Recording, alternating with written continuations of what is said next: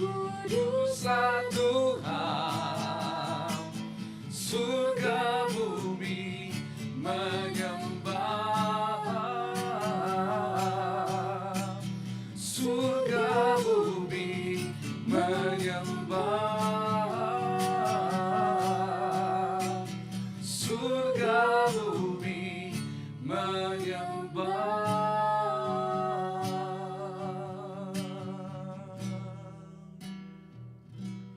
Dan kami ada di tempat ini hari ini adalah bagian penyembahan hidup kami kepadamu. Tuhan, tolonglah kami untuk boleh lebih intim lagi dengan Engkau. Tolonglah kami untuk boleh mengenal isi hatimu.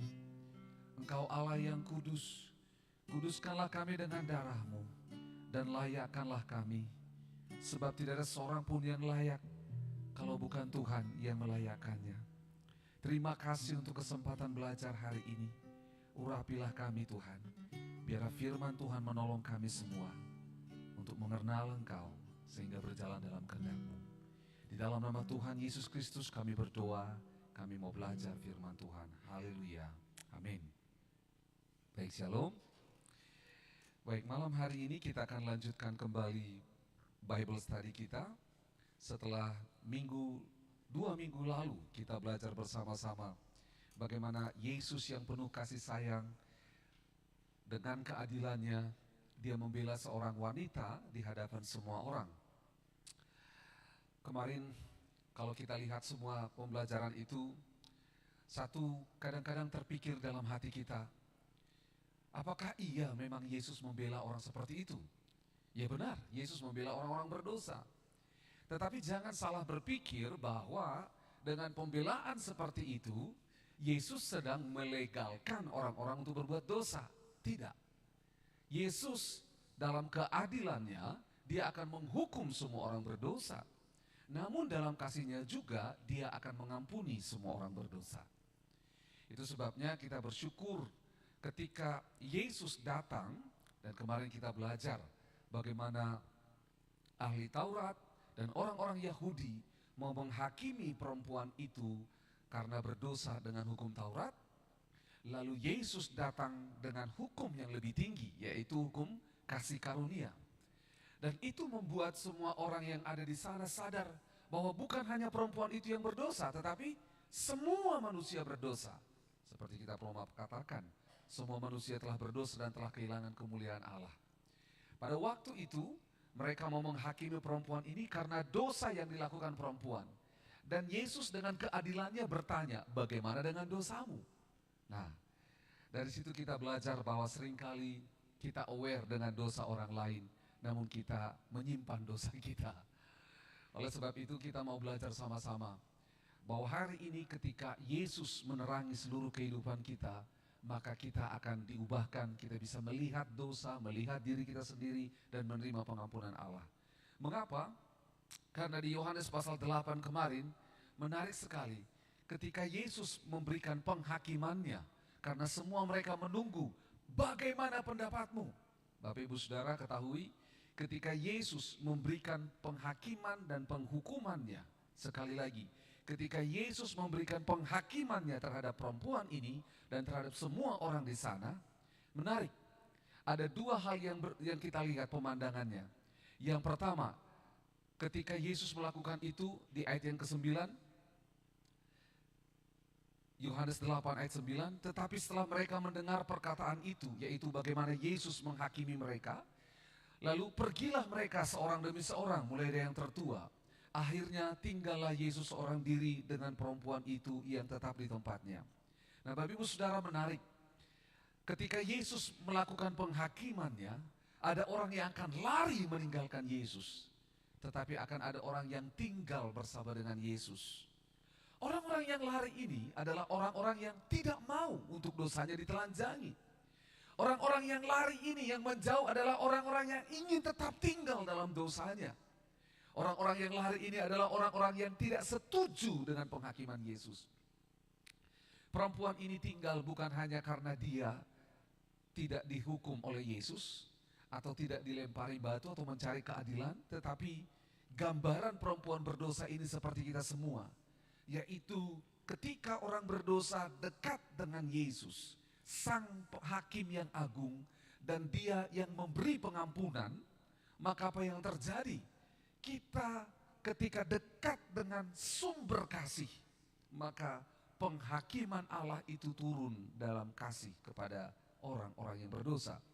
Itu sebabnya Yesus berkata di ayat 10, lalu Yesus bangkit berdiri dan berkata kepadanya, hai perempuan, di manakah mereka? Tidak adakah seorang yang menghukum engkau? Jawabnya, tidak ada Tuhan.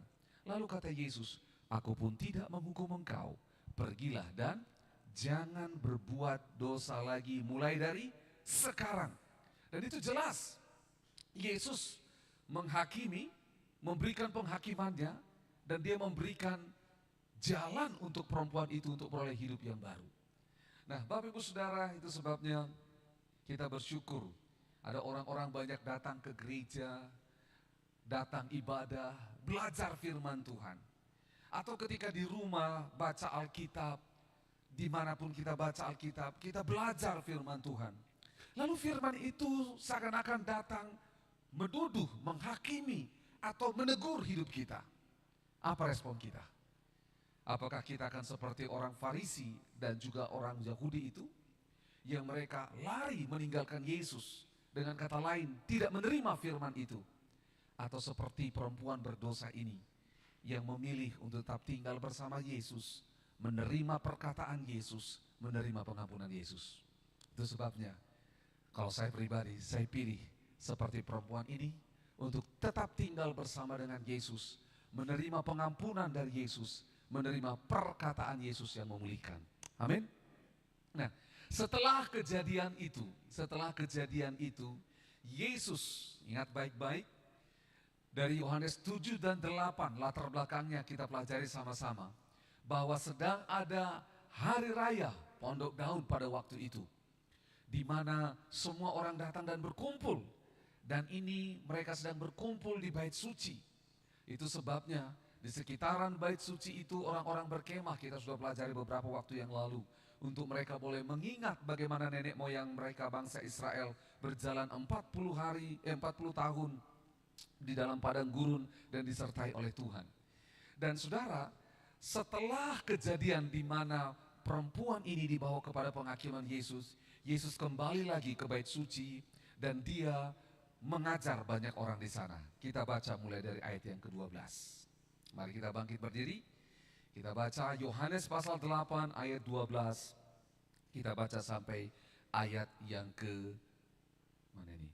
Ayat yang ke-20, ayat yang ke-20 sampai 20 saja. Yohanes pasal 8 ayat yang ke-12 sampai 20. 1, 2, dan 3. Maka Yesus berkata pula kepada orang banyak, katanya, akulah terang dunia. Barang siapa mengikut aku, ia tidak akan berjalan dalam kegelapan, melainkan ia akan mempunyai terang hidup. Kata orang-orang Farisi kepadanya, engkau bersaksi tentang dirimu, kesaksianmu tidak benar. Jawab Yesus kepada mereka, katanya, biarpun aku bersaksi tentang diriku sendiri, namun kesaksianku itu benar, sebab aku tahu dari mana aku datang dan kemana aku pergi. Tetapi kamu tidak tahu dari mana aku datang dan kemana aku pergi. Kamu menghakimi menurut ukuran manusia, aku tidak menghakimi seorang pun. Dan jikalau aku menghakimi, maka penghakimanku itu benar, sebab aku tidak seorang diri, tetapi aku bersama dengan Dia yang mengutus aku. Di dalam kitab Tauratmu ada tertulis bahwa kesaksian dua orang adalah sah. Akulah yang bersaksi tentang diriku sendiri, dan juga Bapa yang mengutus aku bersaksi tentang aku. Maka kata mereka kepadanya, di manakah Bapamu? Jawab Yesus, baik aku maupun Bapakku tidak kamu kenal. Jikalau sekiranya kamu mengenal aku, kamu mengenal juga Bapakku. Kata-kata itu dikatakan Yesus dekat perbendaharaan, waktu ia mengajar dalam bait Allah, dan tidak seorang pun yang menangkap Dia karena saatnya belum tiba. Silakan duduk kembali Bapak Ibu Saudara terkasih. Yuk kita lihat sama-sama. Ada Bible Study ADA, Aku dan Alkitab, ADA, ayat demi ayat, ADA, arti dan aplikasi. Yuk kita lihat sama-sama. Nah, jadi setelah kejadian Yesus bersama dengan orang banyak menghakimi perempuan berdosa ini, Yesus kembali ke bait Allah dan mengajar di sana. Kita mulai di ayat 12. Yesus berkata seperti ini. Akulah terang dunia, barang siapa mengikut aku, ia tidak akan berjalan dalam kegelapan, melainkan ia akan mempunyai terang hidup. Nah, Bapak Ibu Saudara, penulisan firman Tuhan ini, kalau kita pelajari sama-sama, menarik. Mengapa menarik? Karena penulisan firman Tuhan di kitab Yohanes, berulang kali Yesus berkata, Aku, akulah terang dunia, akulah roti hidup, akulah gembala, akulah pintu, akulah keselamatan. Nah, ketika firman Tuhan berkata akulah, Bapak Ibu Saudara, Alkitab kita ini secara khusus di Perjanjian Baru diterjemahkan dari bahasa Yunani. Dalam bahasa Yunaninya ketika berkata akulah, ditulis di sana dengan tulisan ego eimi ego. Itu berkata aku lah. Nah, ketika orang Yahudi mendengar ego eimi ego, itu diambil dari pernyataan Allah yang memperkenalkan dirinya di kitab Keluaran. Ketika Musa bertanya, kalau bangsa itu berkata, siapa yang mengutusmu?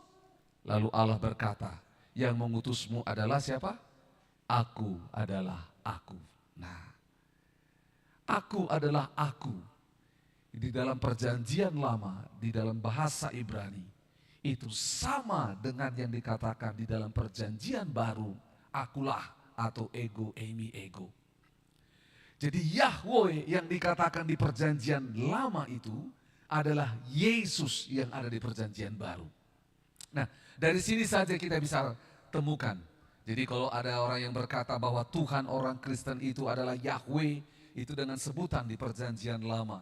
Ketika kita sama masuk di perjanjian baru, kita sebut dengan kata Yesus. Karena berulang kali kita akan temukan dalam kitab Yohanes, dalam kitab Injil, Yesus berkata, akulah, akulah, akulah. Kata akulah itu sama seperti Yesus ketika menjelaskan kepada Musa bahwa aku adalah aku.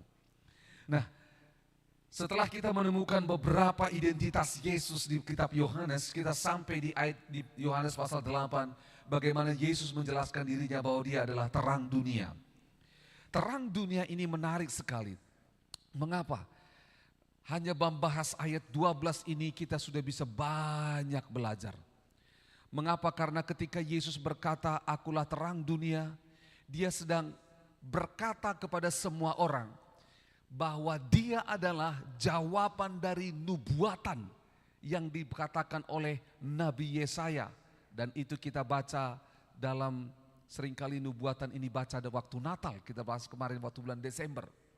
Bangsa yang berjalan dalam kegelapan telah melihat terang yang besar. Jadi Yesus ini adalah pribadi yang menjawab kegelapan itu. Yesus ini adalah pribadi yang menjawab nubuatan dari nabi-nabi di perjanjian lama. Salah satunya ketika dia berkata aku adalah terang. Dia sedang datang untuk menerangi dunia yang gelap ini. Yesus menjanjikan terang karena dia itu adalah terang sendiri. Bapak Ibu Saudara boleh lihat sama-sama dalam 1 Yohanes 1 ayat 5. Ini menarik. Firman ini meneguhkan tentang Yesus yang adalah terang. Ada paralelismenya di sini. 1 Yohanes 1 ayat 5 dikatakan. Dan inilah berita yang telah kami dengar dari dia dan yang telah kami sampaikan kepada kamu. Allah adalah terang dan di dalam dia sama sekali tidak ada kegelapan. Lihat, Yesus ketika dia mengunci akulah terang dunia. Allah adalah terang. Dan di dalam dia sama sekali tidak ada kegelapan.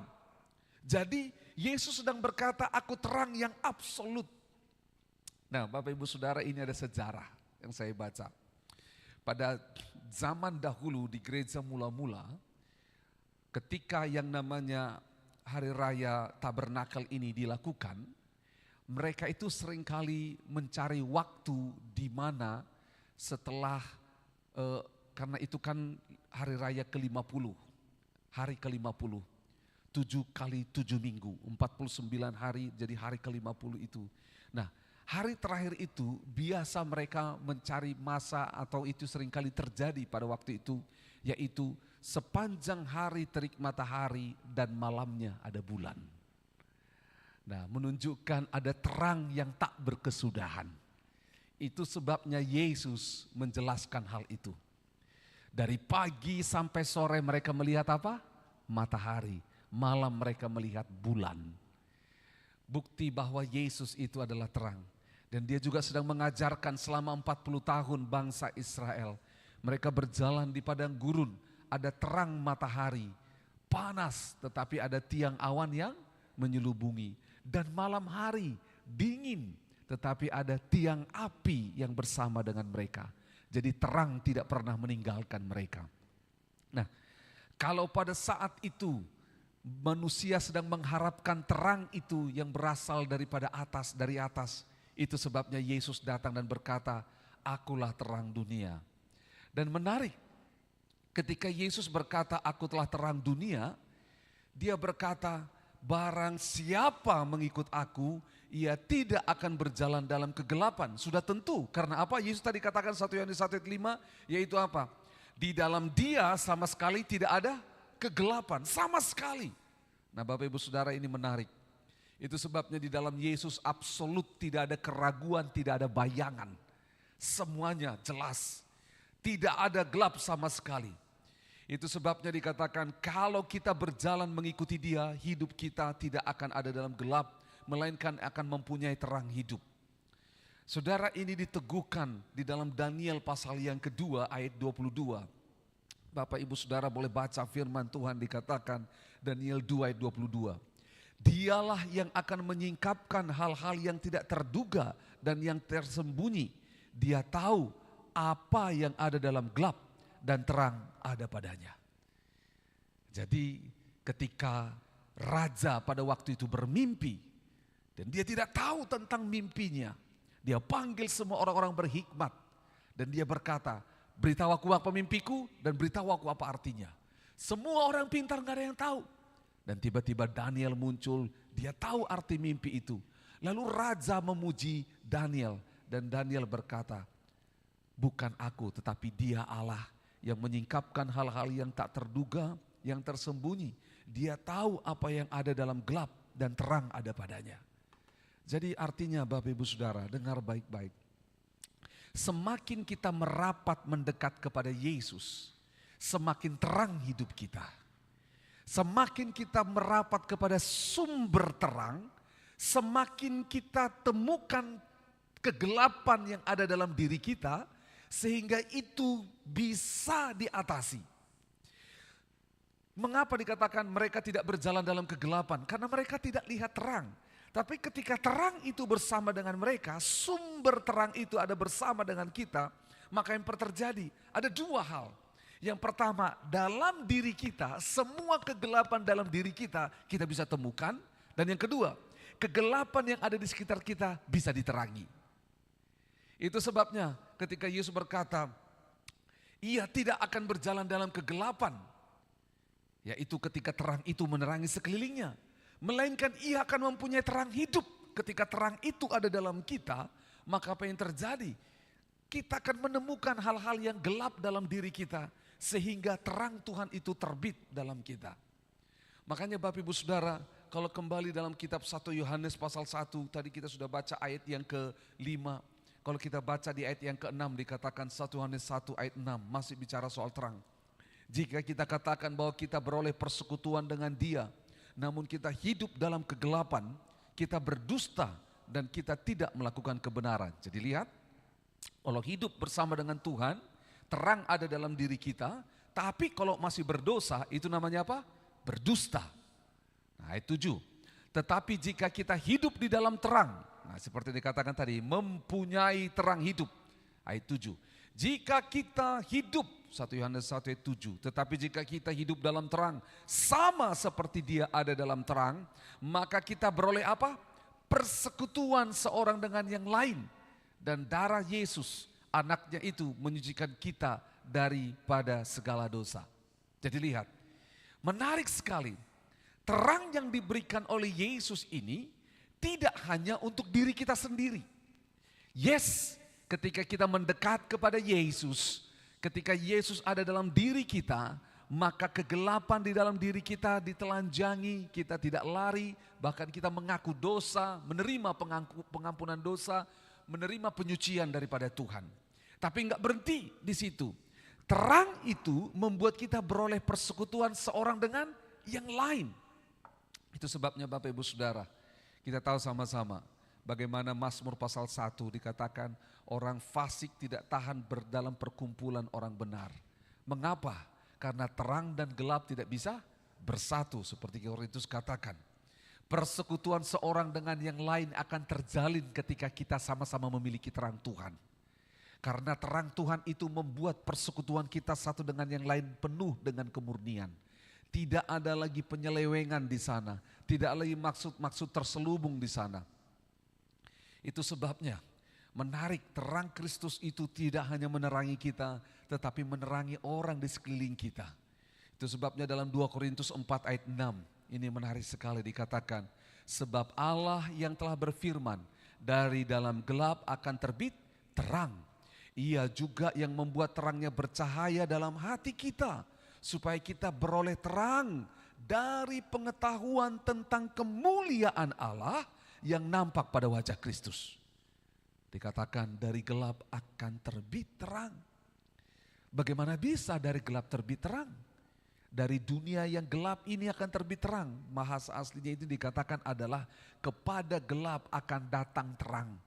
Itulah sebabnya Yesus yang adalah sumber atau terang dunia itu, dia datang ke dalam dunia yang gelap.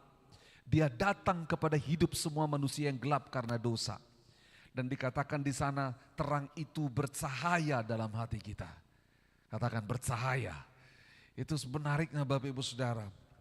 Ini panjang lagi bisa kita bahas. Bagaimana supaya terang itu bercahaya. Karena banyak anak-anak Tuhan seperti 1 Yohanes tadi dikatakan ayat 1 Yohanes 1 ayat 6 itu. Kalau kita sudah ada dalam terang masih hidup dalam dosa, kita bohong. Inilah orang-orang yang terangnya tidak bercahaya. Sekali lagi, ketika terang Allah ada dalam kita, Yesus ada dalam kita. Ketika kita berdosa, dikatakan terang kita tidak bercahaya. Tidak sampai menerangi orang lain, menerangi komunitas, keluarga kita. Itu sebabnya Bapak Ibu Saudara, bagaimana terang ini kita bisa dapatkan. 2 Korintus 4 ayat 6 di bagian terakhir tadi dikatakan, supaya kita beroleh terang dari pengetahuan tentang kemuliaan Allah yang nampak pada wajah Kristus. Jadi lihat, terang itu ada pada Kristus. Ini menarik, terminologi wajah Kristus. Terminologi wajah Kristus ini menarik. Kalau Bapak Ibu Saudara ingat, ada doa berkat yang selalu diucapkan oleh para pendeta. Dan itu bagian dari ucapan berkat yang disampaikan dalam hukum Taurat. Gitu loh. Diulangi juga dalam kitab Mazmur. Yaitu Tuhan menyinari engkau dengan wajahnya. Tuhan menghadapkan wajahnya kepadamu. Karena apa? Wajah Kristus memancarkan terang Allah. Gitu loh. Bukan berarti wajah Kristus ini seperti wajah saya, tidak. Karena kita tahu Allah adalah roh. Itu sebabnya seringkali penampakan dalam mimpi, dalam banyak orang berdoa, mereka melihat Allah itu tidak ada wajahnya, terang. Seperti itu. Nah, mengenal terang Allah itu dari mana? Ya tentu dari firman Tuhan. Mazmur 119 ayat 105 berkata, firman-Mu itu apa? Pelita bagi kakiku dan terang bagi jalanku. Jadi tidak ada jalan lain. Saudara mau beli lampu sebanyak apapun tidak akan bisa menerangi jalan hidup kita. Tidak bisa menerangi hati manusia yang penuh dengan dosa. Hanya bisa diterangi oleh Allah. Dan itu kita temukan dalam firman Tuhan. Jalan hidup kita, masa depan kita nggak tahu dan kita gelap, kita nggak tahu kemana.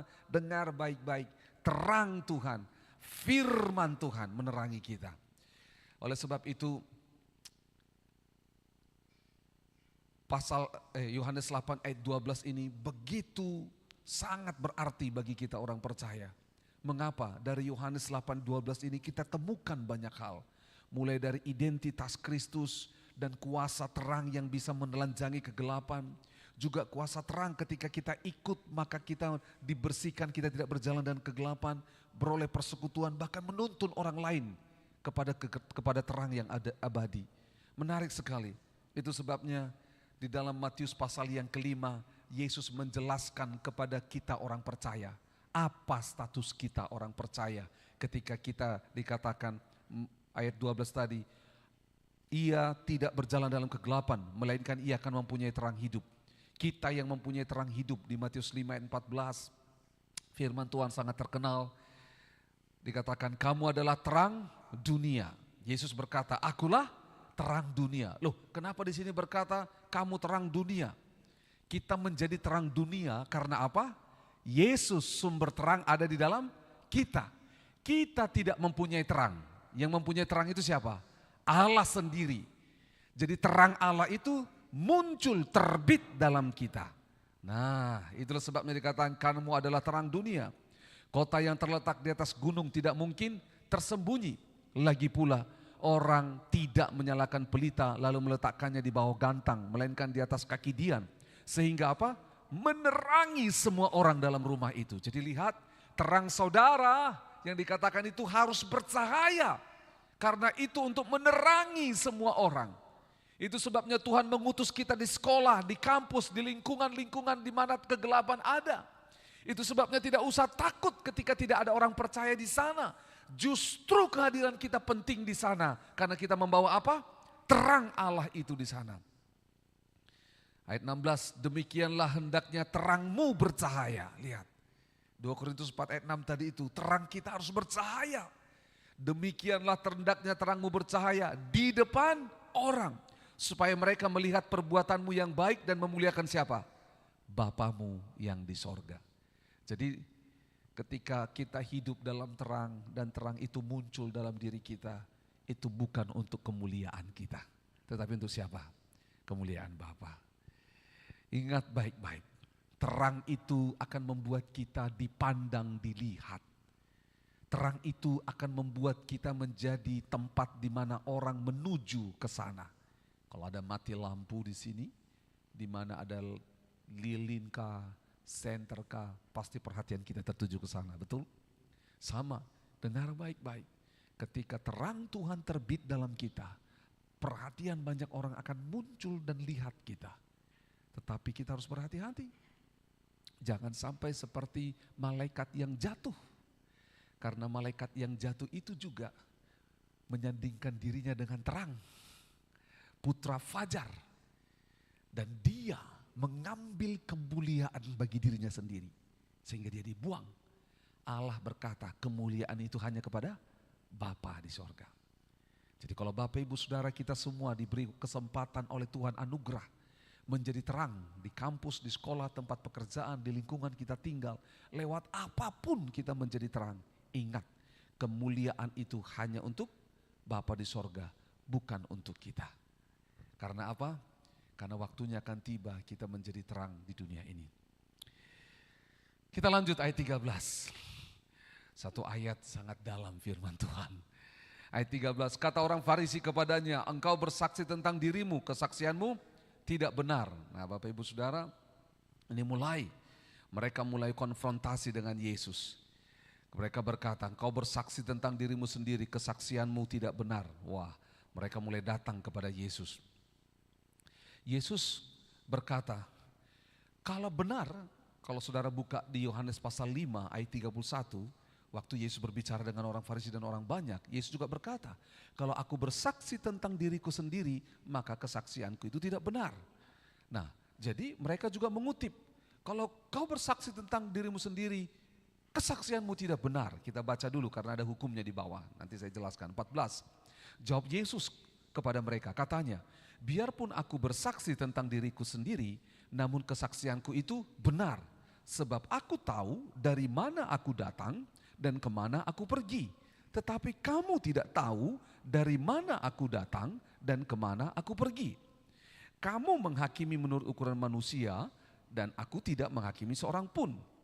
Dan jikalau aku menghakimi, maka penghakimanku itu benar, sebab aku tidak seorang diri, tetapi aku bersama dengan Dia yang mengutus aku. 17. Dan dalam kitab Tauratmu ada tertulis, apa dikatakan di sana? Kesaksian dua orang adalah sah. Nah, itu sebabnya tadi di awal Yesus, ketika mereka berkata, kau bersaksi seorang diri, itu enggak benar. Yesus berkata di Yohanes pasal 5, benar. Kalau aku bersaksi seorang diri menurut hukum Tauratmu, memang tidak benar. Menurut hukum Taurat. Padahal Dia adalah sang kebenaran. Jadi Yesus sedang menuntun mereka berpindah dari hukum Taurat kepada hukum kasih karunia. Apa hukum Taurat mengenai kesaksian? Kita boleh temukan itu di dalam Ulangan pasal 19 ayat yang ke-15. Ulangan 19 ayat 15 dikatakan, satu orang saksi saja tidak dapat menggugat seseorang mengenai perkara kesalahan apapun atau dosa apapun yang mungkin dilakukannya. Baru atas keterangan 2 atau 3 orang saksi perkara itu tidak disangsikan. Oke, itu sebabnya Bapak Ibu Saudara, ingat baik-baik, kejadian sebelum ini adalah mereka sedang menghakimi perempuan yang berdosa. Perempuan berzina ini ketangkap basah. Dan mereka semua adalah saksinya. Dan mereka berkata sah untuk dihakimi karena ada saksinya. Menurut hukum Taurat saksinya berapa? 2 atau 3 orang. Dan mereka itu banyak, kami banyak ini. Jadi mereka menggunakan itu sebagai persyaratan untuk penghakiman perempuan itu. Itu sebabnya Yesus berkata, aku akan menghakimi. Tapi kita tahu sama-sama seperti kita bahas kemarin, yang harusnya menghakiminya adalah Sanhedrin. Mereka ini adalah sekelompok orang-orang yang menjaga hukum Taurat dan membuat hukum itu bisa tetap berjalan dengan baik dan adil. Tetapi mereka minta pendapat Yesus untuk menjebak Yesus. Dan Yesus lakukan seperti hukum Taurat, tetapi Dia bawa kepada hukum yang lebih tinggi, yaitu hukum kasih karunia. Dan Yesus berkata, barang siapa tidak berdosa, hendak ia melempar lebih dahulu. Itu sebabnya dari ayat yang ke-13 sampai ayat 18 kita lihat bagaimana Yesus melakukan hal ini. Dia tidak melakukannya sendiri, Dia melakukan itu bersama dengan Bapa. Itu sebabnya ketika Yesus mau menghakimi perempuan berdosa itu, ketika Dia tunduk, orang-orang menantikan penghakiman Yesus. Yesus sedang berseru kepada Bapa. Yesus bersama-sama dengan Bapa. Karena Yesus dan Bapa adalah satu.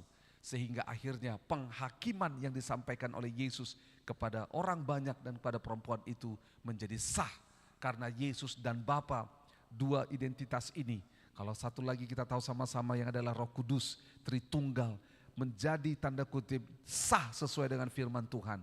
2 atau 3 orang saksi perkara itu tidak disangsikan. Itu sebabnya Yesus, Dia berulang kali di kitab Yohanes berkata, aku dan Bapa adalah satu. Sehingga akhirnya ketika pengampunan Yesus diberikan di muka bumi menjadi sah karena Dia dan Bapa adalah satu.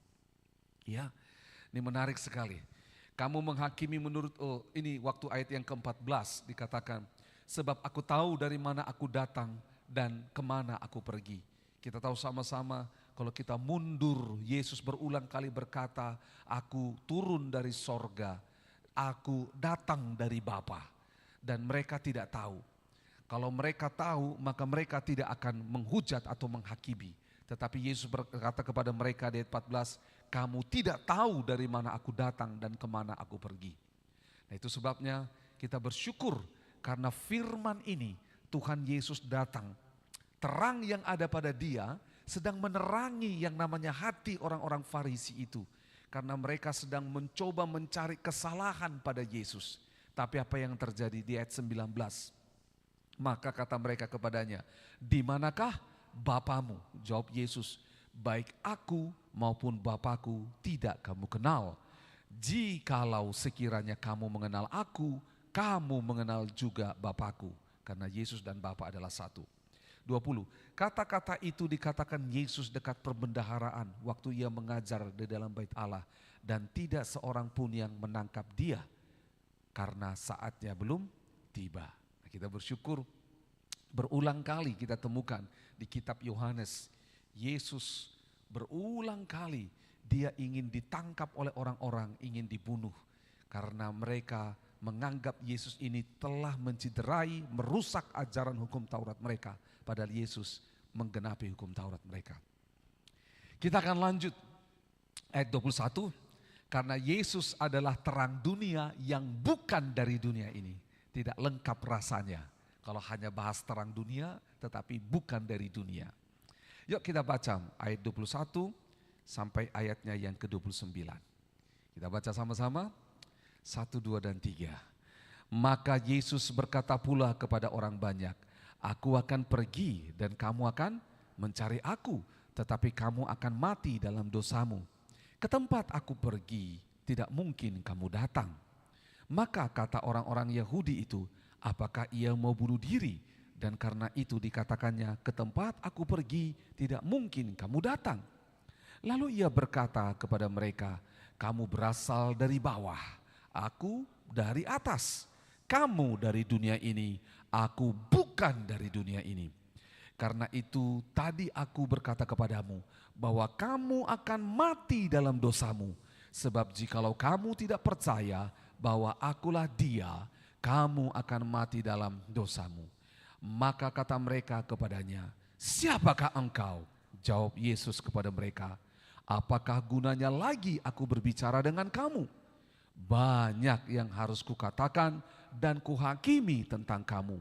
Akan tetapi dia yang mengutus aku adalah benar, dan apa yang kudengar daripadanya itu yang kukatakan kepada dunia.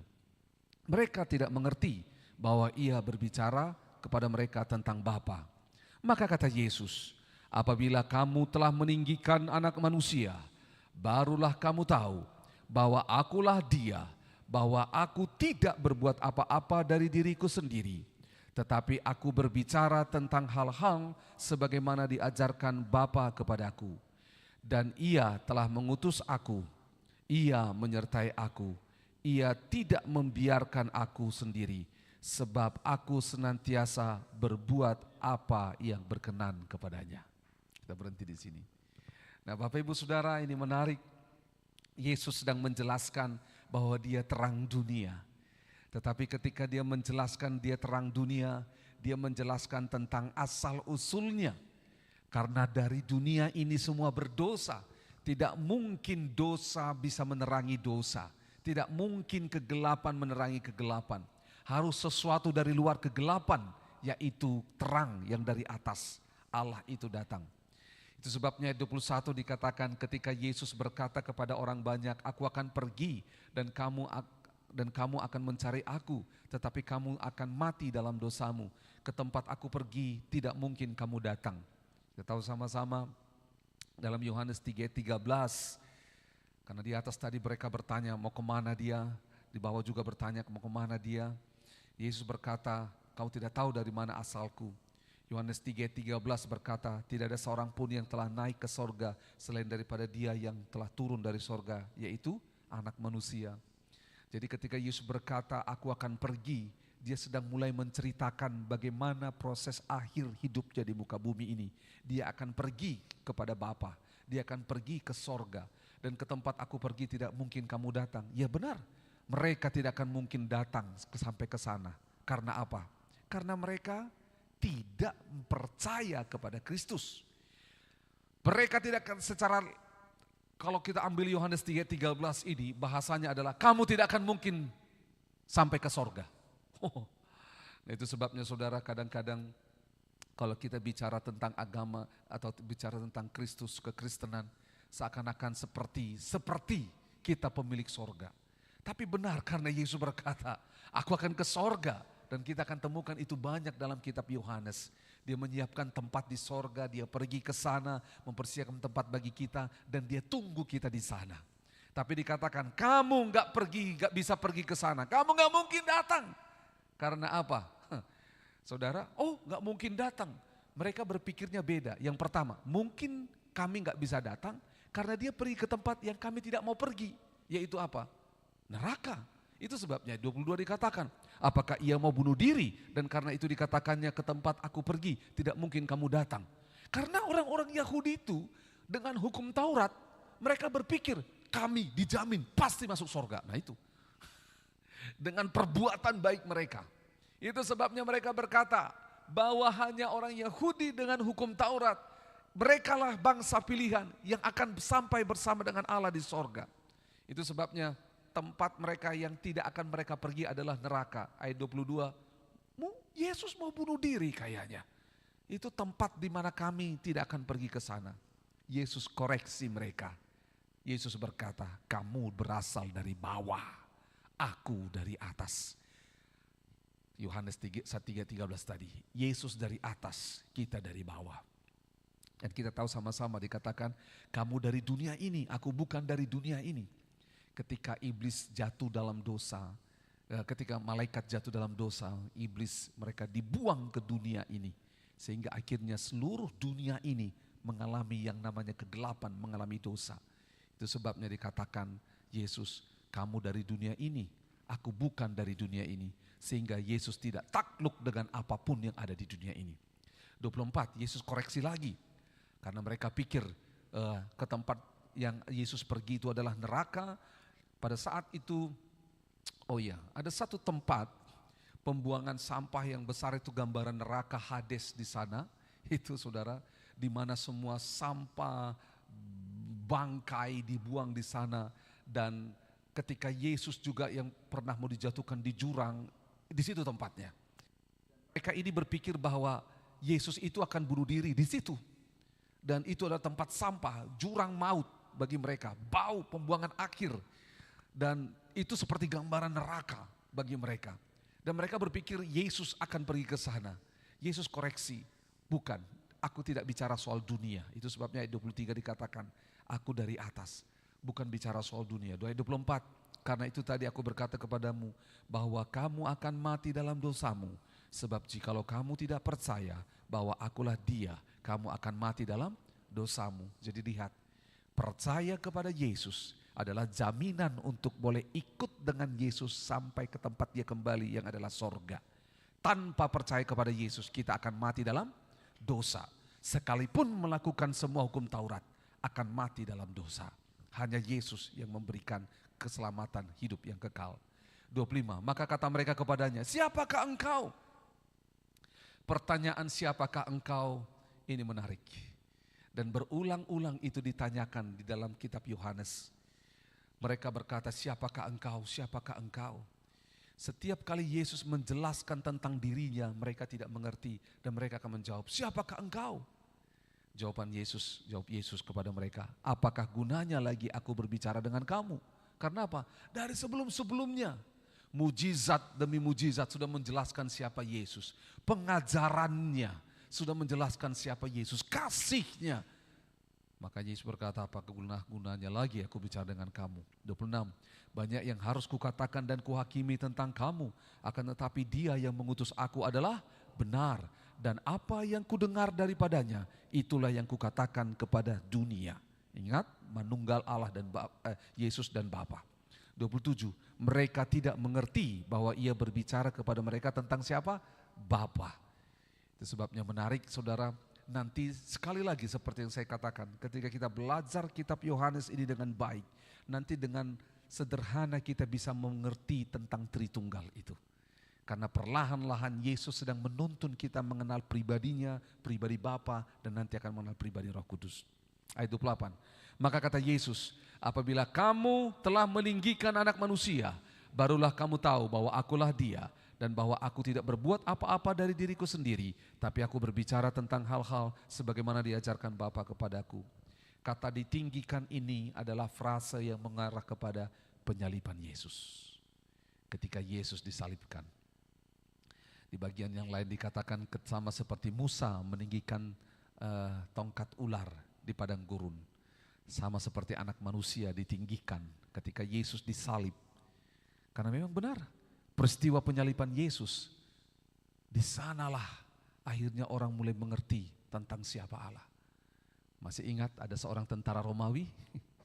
Dia sendiri ketika pada saat Yesus disalib, dia berkata, sungguh dia ini Allah. Jadi peristiwa salib itu akan membuat kita benar-benar mengerti Allah. Karena apa? Di salib itu kita menerima pertukaran. Di salib itu semua dosa penghakiman yang harus timpa kepada manusia tapi ditumpahkan kepada Yesus. Dan di salib itu kita menerima kebebasan, keselamatan. Itu sebabnya ketika firman Tuhan ini di ayat yang ke-29 dia katakan, dan ia yang telah mengutus aku, ia menyertai aku, ia tidak membiarkan aku sendiri, sebab aku senantiasa berbuat apa yang berkenan kepadanya. Yesus dan Bapa adalah satu dalam semua tindakan perbuatannya, dalam semua perkataan pengajarannya. Yesus sehingga akhirnya dia berkenan kepada Bapa dan dia melakukan segala sesuatu bersama dengan Bapa, sehingga dia berkata dia disertai. Itu sebabnya saudara, sehebat apapun ahli Farisi berusaha untuk membunuh Yesus, tidak bisa. Karena apa? Allah menyertai. Allah yang menggariskan waktunya, Allah yang menetapkan segalanya. Oleh sebab itu kita bersyukur hari ini dari ada Bible Study ada 4 hal yang kita temukan. Yang pertama kita temukan bahwa Yesus adalah terang dunia. Yesus terang dunia, dan terang ini merupakan terang yang menguasai semua kegelapan. Identitas Yesus terang dunia, poin pertama yang kita temukan, bahwa dia adalah penggenapan nubuatan dari kitab-kitab para nabi, bahwa bangsa yang berjalan dalam kegelapan akan melihat terang yang ajaib. Yesuslah terang itu. Tapi yang kedua, kita temukan poin yang kedua juga tentang terang adalah ketika kita mengikut Yesus, maka apa yang terjadi? Terang itu tinggal dalam diri kita. Terang itu akan menerangi kegelapan dalam diri kita sehingga kita tidak tinggal dalam kegelapan. Dan terang itu akan terus bercahaya dan tidak hanya dalam diri kita tapi menerangi orang-orang di sekeliling kita. Sehingga akhirnya apa? Ketika Yesus ada dalam diri kita, seperti katakan tadi identitas Yesus, aku adalah terang dunia. Yang kedua, ketika terang dunia itu Yesus ada dalam diri kita, terang itu bercahaya dalam diri kita, Yesus berkata, kamu adalah terang dunia. Jadi yang pertama kita temukan identitas Yesus adalah terang dunia. Yang kedua, identitas kita orang percaya yang menerima, percaya dan hidup dalam Yesus, yaitu apa? Kita adalah terang dunia karena kita menerima terang Allah. Kita hidup dalam terang Allah. Itu poin pertama, poin kedua. Poin yang ketiga yang kita temukan dari firman Tuhan hari ini adalah bagaimana Yesus menjelaskan 2 paradigma yang berbeda. Saudara lihat baik-baik. Yesus bercerita kepada mereka dan mereka sudah punya sesuatu di otak mereka yang menolak tentang Yesus. Saudara pernah bertemu dengan orang seperti ini? Udah punya sesuatu yang negatif di pikirannya tentang saudara. Sepositif apapun yang saudara sampaikan, dia tidak akan percaya. Nah, Yesus dengan sabar menuntun mereka. Ini poin yang ketiga, yaitu sabar menuntun mereka dari gelap kepada terang. Gelapnya pemikiran mereka, gelapnya penghakiman mereka, gelapnya pengetahuan mereka tentang Allah. Yesus sabar menuntun mereka. Yesus sabar. Bahkan Yesus memberikan contoh dan membuat perbandingan-perbandingan. Dia buat terang dan gelap. Dia bilang dunia atas, dunia bawah. Dan dia bilang hidup dan mati. Mengapa semua ini dibuat oleh Yesus? Karena dia mau menjelaskan, dia sabar menuntun mereka sampai kepada kebenaran. Karena nanti 2 minggu depan kita akan bahas di bawah. Karena kebenaran yang Yesus sampaikan ini menuntun mereka kepada kebebasan. Di dalam Yohanes pasal yang ke-8 nanti kita akan temukan di bagian bagian terakhir ke bawah bagaimana kebenaran itu akan memerdekakan. Nah, itu sebabnya di poin yang ketiga adalah Yesus dengan sabar menuntun mereka semua dalam kebenaran. Kita masih sabar enggak menuntun orang dalam kebenaran? Yang keempat, poin yang kita temukan di sini adalah Yesus menjadi terang dunia, menjadi nyata ketika peristiwa salib itu terjadi. Salib itu menjadi momen di mana dunia yang gelap. Itu sebabnya dalam proses penyaliban Yesus kita lihat apa yang terjadi. Pada saat itu langit menjadi gelap, gempa dan semuanya. Karena Yesus sang terang itu muncul di sana dan dia sedang mengalahkan semua kegelapan. Tirai yang menutup, yang membuat semua orang terpisah, yang menjadi gelap, terbelah semuanya. Jadi kita boleh ambil intisari juga di poin yang keempat. Saat Bapak Ibu Saudara kita mengalami peristiwa salib, dengar baik-baik, pada saat itu terang kita akan muncul. Benar, pada saat itu terang kita akan muncul.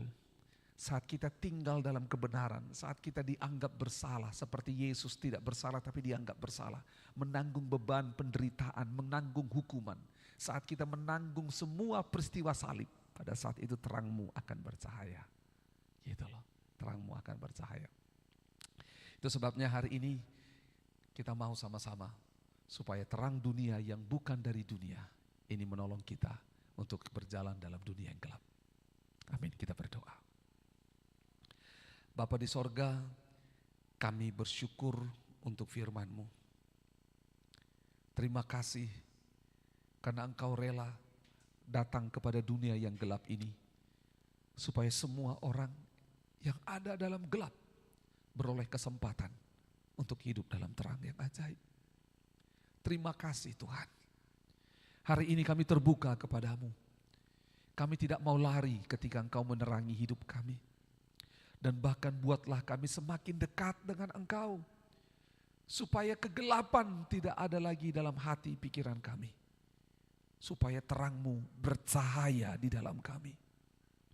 Tuhan, kami berdoa di dalam nama Yesus, kami terima, kami percaya Engkau sebagai terang hidup itu. Dan tolonglah hidup kami Tuhan untuk boleh menerangi orang-orang di sekeliling kami. Ada banyak orang di luar sana yang sedang terkungkung, terpenjara dalam kegelapan. Utuslah kami anak-anak-Mu sebagai terang dunia kepada mereka yang ada dalam gelap, supaya mereka juga beroleh kesempatan mengalami terang yang ajaib itu. Terima kasih Bapa, terima kasih. Yesus, tolong kami untuk sabar, untuk menuntun orang-orang dari gelap kepada terang yang ajaib. Tolong kami untuk sabar Tuhan, untuk mengarahkan orang-orang supaya tidak tinggal dalam kegelapan, tetapi hidup dalam terang-Mu ya Tuhan. Seperti Engkau dengan sabar, dalam kebenaran menuntun orang-orang Yahudi, ahli Farisi itu Tuhan. Tuhan terima kasih. Dan akhirnya kami berdoa, terima kasih Yesus. Ketika kami mengalami salib, kami tahu Engkau beserta dengan kami. Ketika kami mengalami sakit, oleh karena kebenaran yang kami hidupi, peristiwa salib terjadi. Bila ada di antara kami sedang mengalami peristiwa salib dalam hidup kami, tolonglah kami untuk sadar, itu adalah momen di mana Allah ditinggikan, momen di mana kebenaran akan bersinar, momen di mana terang Allah akan terpancar melalui hidup kami. Terima kasih Bapa, kami bersyukur. Biarlah firman Tuhan ini, pengajaran malam hari ini, boleh terus menuntun kami sebagai anak-anak terang yang berjalan dalam terang Allah. Biarlah cinta akan firman-Mu terus ada dalam hati kami. Sebab firman-Mu adalah pelita bagi kaki kami dan terang bagi jalan hidup kami. Terima kasih Bapa, terpujilah nama-Mu. Dalam nama Tuhan Yesus Kristus kami sudah berdoa, kami bersyukur kepadamu. Haleluya. Sama-sama kita katakan.